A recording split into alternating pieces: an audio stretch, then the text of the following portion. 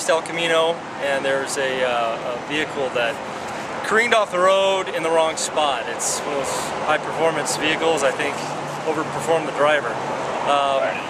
It went off of the embankment and it hit a tree. The driver of the vehicle fled immediately, and the passenger, unfortunately, is pinned inside the vehicle. The compartment there, his legs were pinned up against a tree that the car wrapped around. In total, it was a 46-minute extrication. Our priorities, first off, was stabilizing that vehicle. We do that so we can get our rescuers there and try to situate themselves so they can start patient care. Our medics were able to get inside the vehicle once we were able to tie it off, make sure it wasn't going to slip. They were able to take vital signs, talk to the person that's trapped. They were able to start an IV, the whole bit.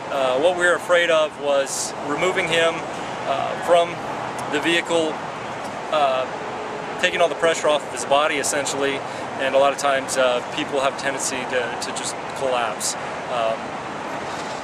They were able to give him that IV, monitor him, and we slowly, cautiously, meticulously had to remove the seat, had to remove parts of the dashboard, just started dismantling the car slowly. Again, a total of 46 minutes, which is a long extrication. Once we pulled him out, a lot of his vital signs were good. We're pretty happy with the outcome. Extremely happy with the way the extrication went on an extremely cumbersome set of circumstances. We're on a steep slope. The footing was terrible. We had to illuminate the scene. A lot of firefighters slipping and falling. And then it's a difficult extrication if it's up here on the flat surface on a dry road, but let alone that angle with the loose footing wrapped around a tree, it was a tough one. You know what, our medics are extremely busy in our system. There's a dozen medics out there, but we have 32 companies out there responding to these calls. They can get there faster.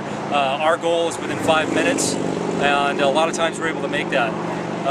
Up here in the north area where we're stretched a little bit more thin, our response times aren't as great, but it's critical that we have the advanced life support on that first responding company so we can do this. We have the ALS intervention, advanced life support, immediately available to that person as soon as we get hands on them. They're able to get that IV, start the assessments. I've seen paramedics intubate, put tubes down the throats, and actually start breathing for people that are trapped.